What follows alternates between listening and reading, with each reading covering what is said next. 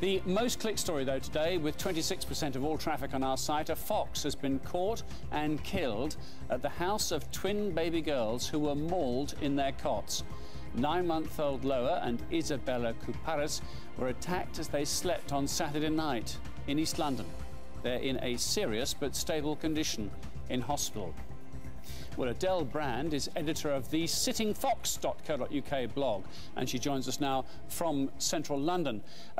Many people, I suppose, really surprised that this fox could be capable of such behaviour. Are you surprised? Yes, I'm very surprised, and I would also probably stress that you're going to make extraordinary claims about an animal that's so far out of its usual behaviour, then probably you do need quite a lot of evidence to back that up.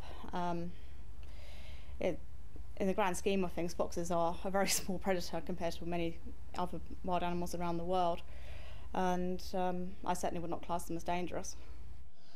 Many tweets and blogs today writing and telling of the menace, as people see it, of the urban fox. Is that a phenomenon you recognise? I think menace is in the eye of the beholder. Many people do derive a great deal of pleasure of having foxes around. People who don't want them around can deter them with humane deterrence, which is actually far more effective than killing them. When you kill a fox, you create a space for another fox to move in. A lot of foxes in the population are non-breeders. What should the authorities do in cities like London, though? Do they need to take proactive measures?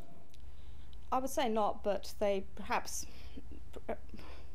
they should offer advice to people who want to humanely deter foxes if they feel it's necessary.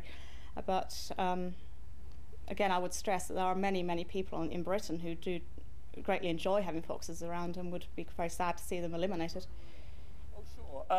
But perhaps in the countryside people would quite understand that. The practice, which I think some people maybe innocently are doing, of actually feeding foxes, giving them scraps or other foodstuffs in cities, is that really to be encouraged? Because surely they then become dependent on humans, which is not the natural way of things. The best advice I've seen on that is if they do want to feed foxes, to keep it to small portions. They're not generally limited by their food supplies, they're limited more by their own territorial behaviour. It's usually only the dominant pair in each group which will breed. Yeah, it's not a great idea to put out vast amounts of food, but if people want to have foxes come into their garden, a small handful of raisins or peanuts won't hurt. But again, if you're keen not to have foxes around, it's probably a good idea to remove the deterrent, remove the attractant, rather. Well, thank you very much indeed, Adele Brand. Thank you. We'll read your blog as well, sittingfox.co.uk. You can